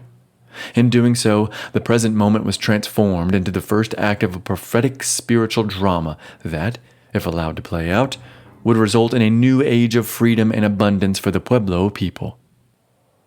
Personally, I love it. I love the story and the cleanliness of it, and the depth of research and understanding. I love imagining this to be the truth, and I do think there's an enormous amount of validity in it. That being said, though, the simple fact remains that you cannot corroborate it. and the Puebloans aren't going to share with the outside world such privileged information. It is not in the way the Puebloans do things. As Roberts puts it in Pueblo Revolt, quote, secrecy. Of all the traits that stamp Puebloan culture, secrecy is the hallmark. And no wonder. In the 17th century, when Spaniards hanged and whipped shamans for practicing sorcery, burned their kivas and canchina masks, preached to them daily about the eternal flames of hell they must endure unless they embraced Catholicism, the Puebloans learned to hide the religion that had sustained their ancestors as in the secret, ordinary rooms at Gran Quivira, where 20th century excavators found all the paraphernalia normally stored in the kivas. In the view of many accomplished scholars, including Franz Scholes and Elsie Clues Parsons, the Puebloans developed secrecy as a defense against Spanish oppression. End quote. In reality, not only Spanish oppression, but also later American theft. Anthropologists, archaeologists, and ethnologists would, in the late 1800s and early 1900s, come and steal both sacred knowledge and even sacred artifacts from the Puebloan world.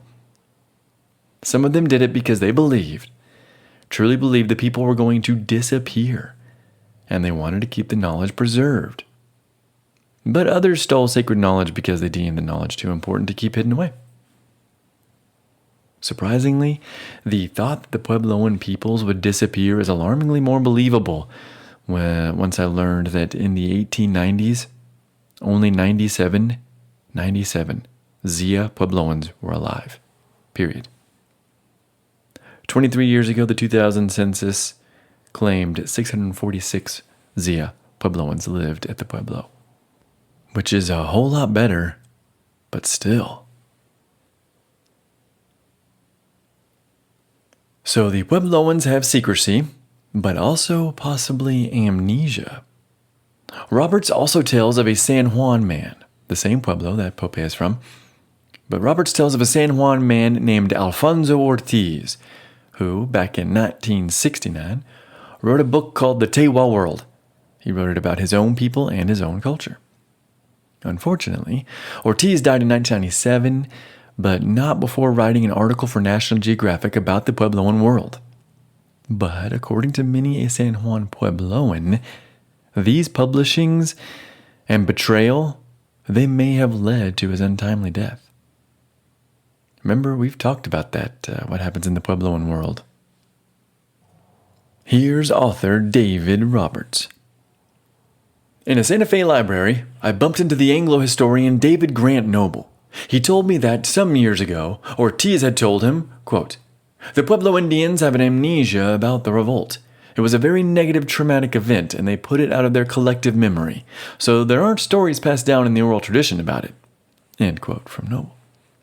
Here was the strongest statement that I had yet heard about what I was coming to think was not so much a body of lore carefully guarded from outsiders, but a lacuna in the Puebloan memory, an amnesia, in Ortiz's well-chosen word. End quotes. So, secrecy and amnesia.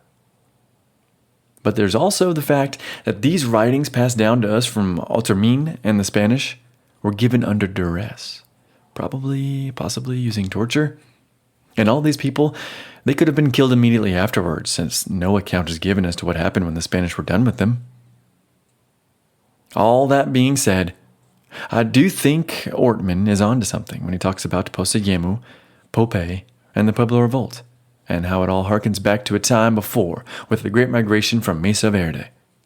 A time when the Puebloan people could be rid of their oppressors and return to a more perfect world. For whatever reason, this time it didn't come to pass. During the revolt, not all of Pope's commandments of destroying the Catholic and Spanish religion were carried out. The Puebloans, for some reason, left the church standing at Akama. That very same church of the San Esteban del Rey, which was built by the punished Akamans after their revolt in 1599, that same revolt that saw so many of them have feet cut off And had many of them spend the rest of their lives in servitude? An Akama guide for David Roberts, the author, when he toured Sky City, the guide named Setlikai told Roberts that they, her ancestors, did not burn down the magnificent church as a, quote, memorial to those who died building it, end quote. Curiously, Roberts would return to Akama and again ask a different guide why they had not burned down the church, hoping to get a more complete answer. And this second guide said, quote, we did burn it down, end quote. Secrecy and amnesia? Because of the revolt, the Puebloan world changed dramatically yet again. But not just the Puebloan world of the Rio Grande, but also the outlier groups such as the Hopi. During the revolt, many Rio Grande Puebloan groups fled west as far as they could towards the sanctuary of what another author I have quoted a lot, Craig Childs, calls the Hopi Mesas. In House of Rain, he calls the Hopi Mesas, quote, castles in a moat of desert, end quote. He then goes on to say, approaches from the south, east, and west are guarded by barren, difficult ground as far as the eye can see. Formidable land for any army to cross, with little protective cover. In the 17th century, during the Pueblo Revolt, a number of native pueblos in New Mexico were briefly abandoned as residents fled to the Hopi Mesas, escaping the wrath of well-armed Spanish troops. Though they had dissimilar customs and spoke languages far different from Hopi, they were given refuge here, offering their ceremonial, agricultural, or military services in exchange. This region has long been used as a stronghold when people were in motion, slipping out from under drought or war, looking for sanctuary or a prophesized center place. End quote. In between the Rio Grande Pueblos and the Hopi Mesas is the vast land of the Navajo, which some legends say adopted some fleeing Puebloans despite their occasional animosity. And these Puebloans may or may not have actually taught the Navajo how to plant and harvest corn and other important crops. They may have also taught them to make ceramics. It's possible that they also taught them to build defensive adobe structures and even make rock art. All of this is, of course, hotly debated today, with the swing of they did or did not going back and forth regularly, like with most theories. In the Rio Grande area, though, after the Spanish had left, Pope ordered the tearing down of churches and the rebuilding of kivas, which it seems the people largely accomplished. Here's a description from John Kessel of the destruction of the beautiful and large church at Pecos. Firing the roof must have been spectacular.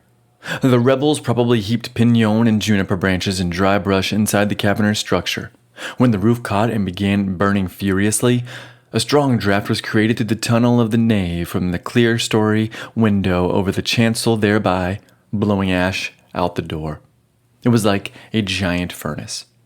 When the fire died down, the blackened walls of the gutted monster still stood. To bring it low, Indians bent on demolition clambered all over it, like the Lilliputians over Gulliver, laboriously but jubilantly throwing down adobes, tens of thousands of them, unsupported by the side walls, the front wall toppled forward, facade down, covering the layer of ashes blown out the door. With an explosive vengeance, the Pueblos had reduced the grandest church in New Mexico to an imposing mound of earth and rubble. The Puebloans built a kiva. The kiva you can enter today, I assume. But the Puebloans built kivas with the stones from the fallen church. Kessel says further, quote, the ancient ones had overcome. The saints, mere pieces of rotted wood, were dead. End quote. The Puebloans, also at Pope's instruction, abandoned mission villages, quote, in favor of newly constructed villages where the architecture reasserted traditional worldview concepts, end quote. That's from Otermin, and he says this was actually an echo of the Tewa people's past, when they left the small canyon villages of Mesa Verde and congregated into larger mesa top villages with big plazas and pueblos, and I covered all of that in the Kachina episode. Outside of the immediate area, the tribes that had only recently been drawn to the Spanish-held territory like a magnet for trading or raiding now were more easily able to resort to outright raiding. Groups like the Navajo, Apaches, Shoshones, Utes, and many others saw the exposed pueblos as easy targets, which forced even more of the pueblos to become abandoned.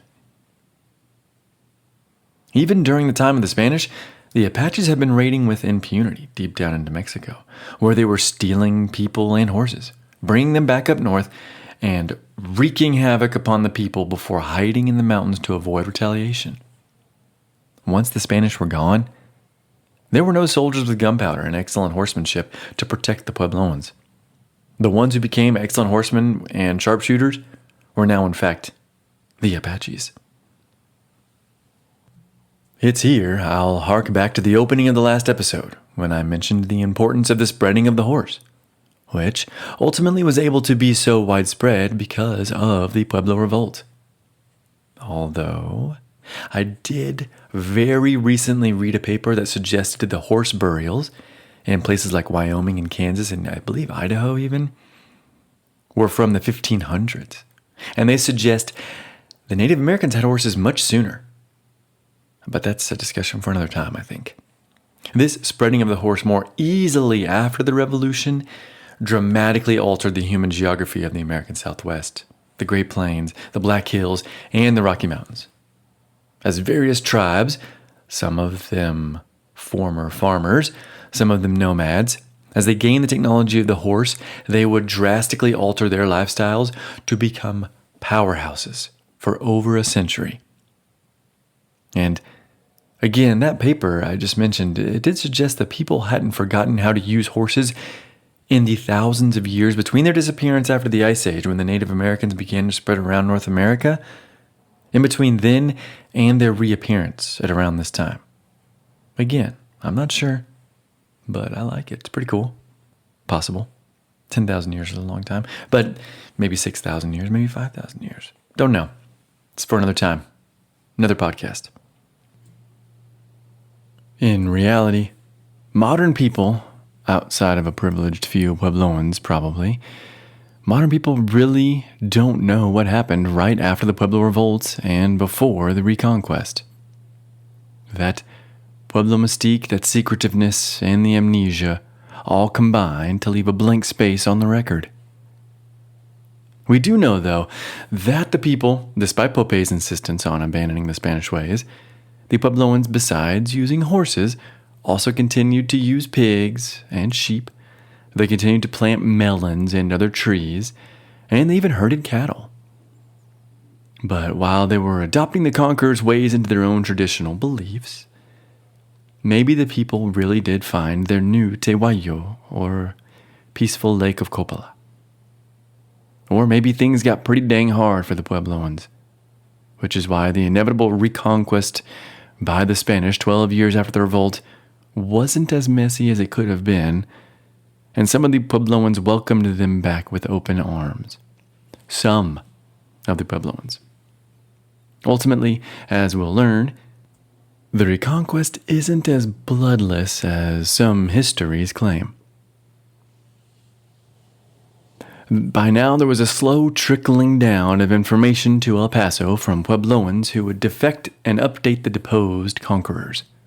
Some Puebloans said Pope was replaced by the Coyote Catiti, who was then replaced again with Pope.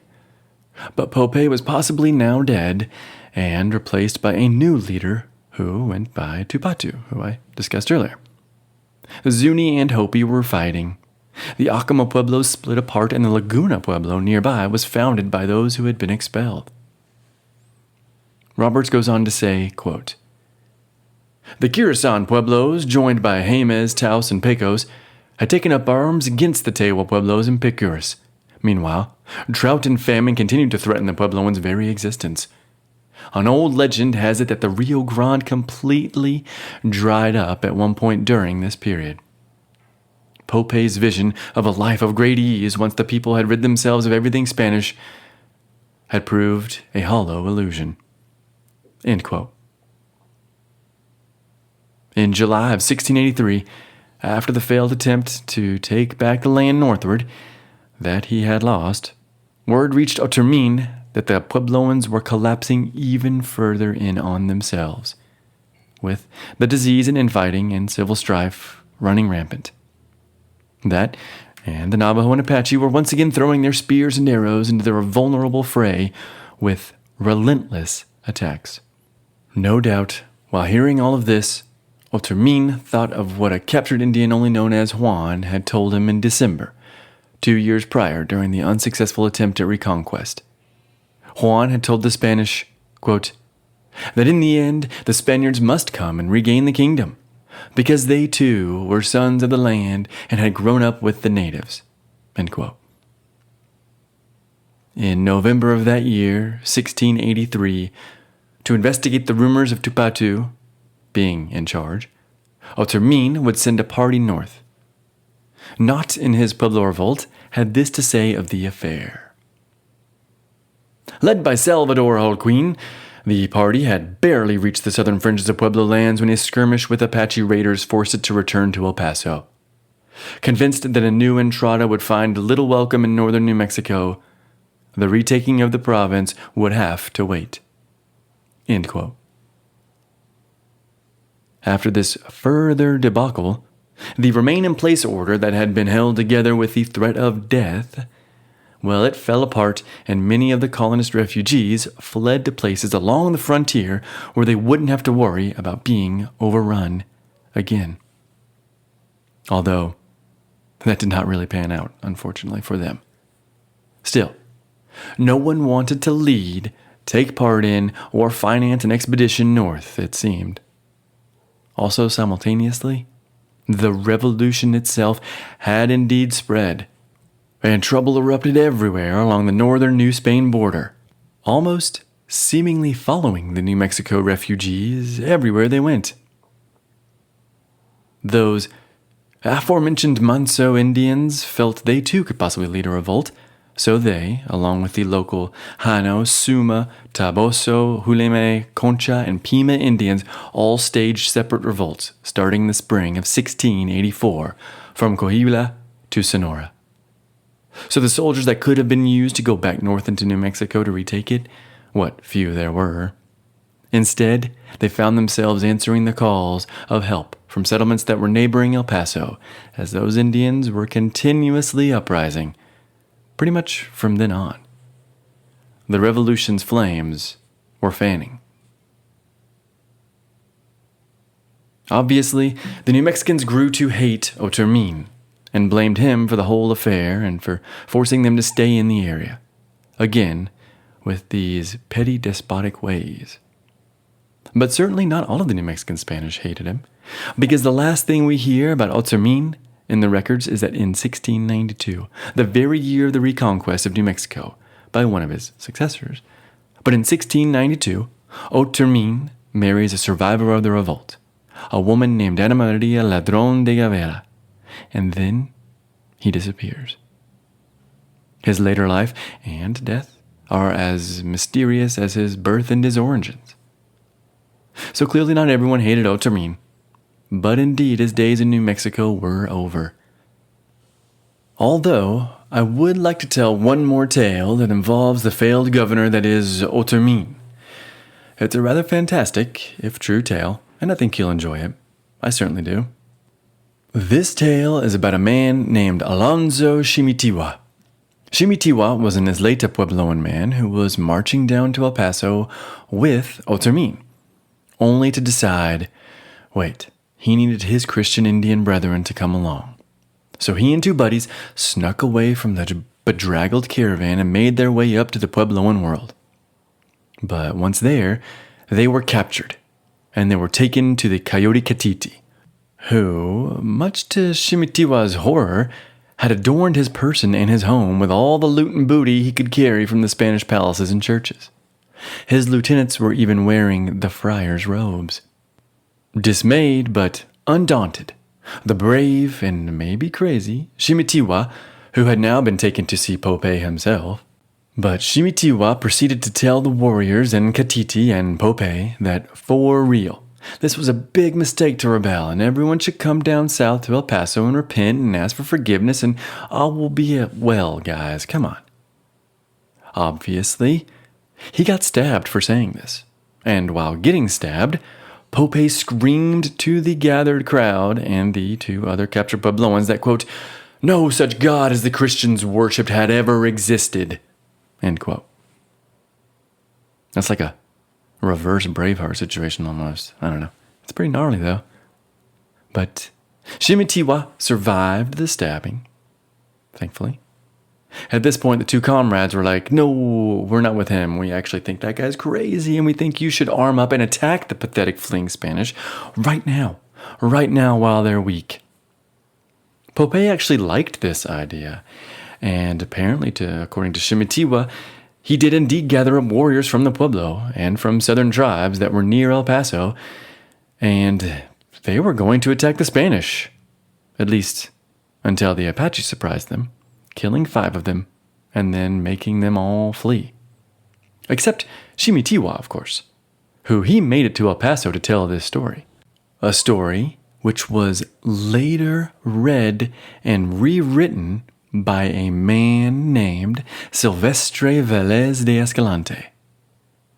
An important man I am mentioning for 2 reasons. The first is because Escalante, he's going to be the star of the episode after the reconquest, and he's going to be the star of that episode because of the second reason I'm mentioning him, which is that Grand Staircase Escalante National Monument is named after Silvestre Velez de Escalante. Well, he's not getting his own episode because of that, but he's getting one because of why the awesome place is named after him in the first place, which it's not important now. But Grand Staircase Escalante is one of my favorite places on the Colorado Plateau and in the whole wide world. And it's where I got married to my amazing wife the first time. We eloped there, I guess. But I digress. But that was Shimitiwa's story. The man really knew how to get out of a sticky situation. The 1680s proved to be quite busy for the Spanish on the frontier of the American New Spain colony. After the failed reconquest and while the revolution was spreading, even more threats faced the Spanish Empire. These threats, though, were from more of a global nature. The first threat, and least threatening one, was the Russians, who were exploring the Pacific coast as far down as California. The second threat was the English in Florida. They were trying to take the northern territory of what was then Florida, but what is today, I believe, the southern territory of my home state of Georgia. And that was just too close for the Spanish operations in the Caribbean, which, of course, the English had been threatening with piracy successfully for years by this point. But no, the real threat was the French. Now, I love the French, mostly, and I love France, mostly. But I can understand the fear the Spanish had of those sneaky French closing in on their territory. At the time, the French were all over North America, from Canada to west of the Mississippi, and they were increasingly encroaching westward and southward. I actually recently learned that Yellowstone National Park, or the area around it, it used to be called Roche Jaune, which is French for Yellowstone, because that's what the Minatari tribe told the French it was called in their own language. Then the English just translated it straight from French. That's why it's now called Yellowstone.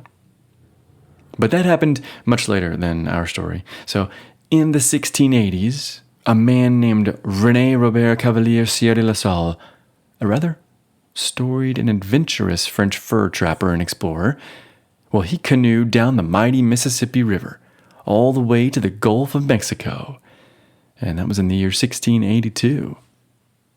Once he reached the end of the river and poured himself out at the Gulf of Mexico, he went on to declare all of the Mississippi Valley for France, and he named the area Louisiana, after his king, Louis XIV. After this exciting and grand gesture, La Salle headed back to France to collect some supplies and colonists, before he arrived back in the New World 2 years later in 1684. La Salle's plan was to establish a permanent settlement, but as often goes with these things, especially in the early days, the expedition suffered one disaster after another. Instead of getting to the mouth of the mighty Mississippi, the Frenchmen sailed right on past. This is both due to bad maps and the fact that the coastline looked unchanging. Essentially, from the coast of Alabama to the coast of Texas, once them white sand beaches disappear, there really isn't much change or really any landmarks on the coast they were traveling down to suggest that they'd arrived anywhere at all. So the group ended up on the Texas coast near Matagorda Bay. Unbothered by it being the entirely wrong location, though, La Salle went ahead and built a little settlement of 180 people that he called Fort St. Louis, near modern-day Inez, Texas. The purpose of the settlement was to be a temporary base camp, so that he could go find the mighty Mississippi. Unfortunately for the French, the settlement was doomed to fail, as most of the settlers died of starvation or disease, and most of the rest to hostile Indians. Although, as you'll hear, some of these survivors, here in the next episode, but some of these survivors will end up in our story later. Before the end of the colony, though, their luck continued to sour when their final ship slipped its mooring and dashed itself to pieces on a sandbar. So with no hope of leaving, the situation looked pretty dire. But La Salle had no fear. With the intention of getting to Canada, he took his most able-bodied men and headed in a northerly direction, leaving only 13 people, mostly women, behind. La Salle would never reach Canada, though. He'd instead be knifed to death by his own treacherous men somewhere along the way. The Spanish wouldn't hear of that part, though, and they would send out 11 expeditions from Mexico City to stop that Frenchman from further encroachment. 6 of those expeditions were overland, and 5 were by sea. Eventually, an exploratory party led by an Alonso de Leon would find the completely destroyed settlement. Leon would go on to write of what they discovered. "We found all the houses sacked, all the settlers' furniture broken. We found 3 bodies scattered over the plain. One of these, from the dress that still clung to the bones, appeared to be that of a woman. We took the bodies up, chanted mass, and buried them." End quote.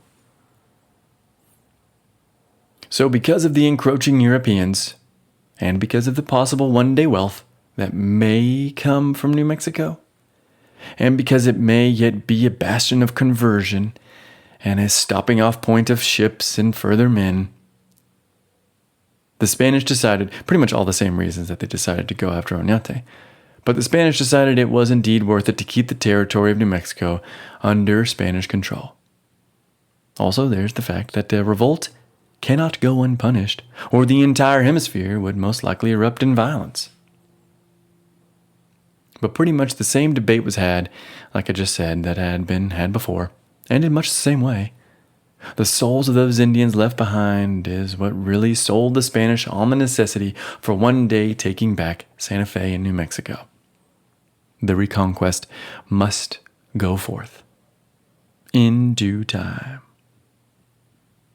You know, I must say that, at least as far as I've learned about the English settlements and the French settlements in Canada, I don't think any reason for going to the New World and staying there for those Anglo and French expeditions were to save the natives. That was a purely Spanish thing. And the more I read, the more I really do think that they actually believe that. I used to dog on the Spanish for faking Catholicism just to steal and loot, which, hey, may have happened. But it's just a little something I thought of. So I said the reconquest must go forth in due time. That due time wasn't quite yet, though. During these years of 1685 through 1689, the successor governor of New Mexico, a Governor Domingo Geronza Patriz de Cruzate, or Geronza for short, He took over and found the encampment of refugees from Santa Fe, well, as one would find an encampment of refugees today. They were poor, hungry, destitute, sick, and pissing off the natives. In this case, the natives of El Paso were the Spaniards, and the actual natives that surrounded the city, the Manzo Indians. The refugees lived in utter squalor as they surrounded the banks of the Rio Grande, and any hopes the new governor had of retaking the land of the north were nullified as soon as he saw their sorry state. Actually, this was Hironza's second stint as governor of the territory, although this time he wasn't actually in the territory, and this time his subjects looked a lot different. But eventually, by 1689, he, Hironza, had somehow whipped the people into a fighting shape. And so he, along with 80 soldiers, would head up the Rio Grande from El Paso.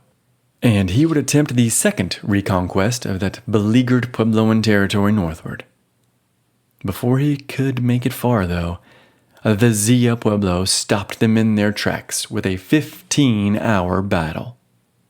During the battle, which forced the would-be conquerors back to New Spain, Hironza suffered 50 out of 80 wounded soldiers. But the Zia Pueblo, it would lose 600 men, women, and children. Not wounded, but dead. The low number of the Zia Pueblo, 200 years later, which I talked about a little bit ago, it makes more sense now.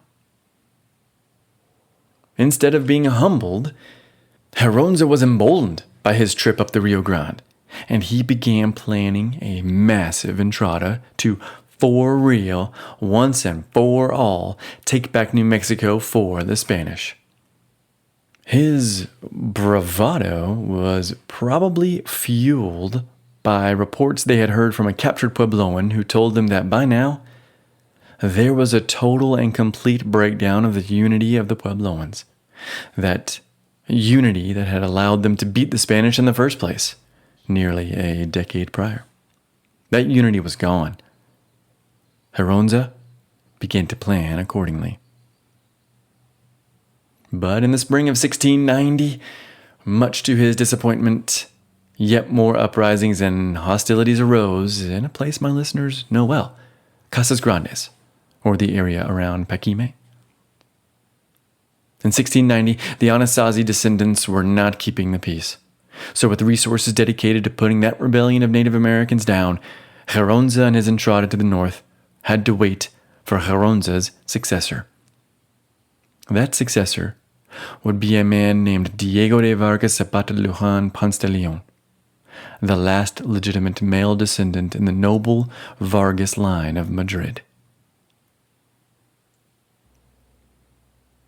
And that is where I will leave you.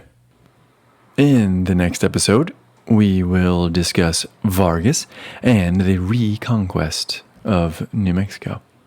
So stay tuned, and I will see you guys soon in the American Southwest.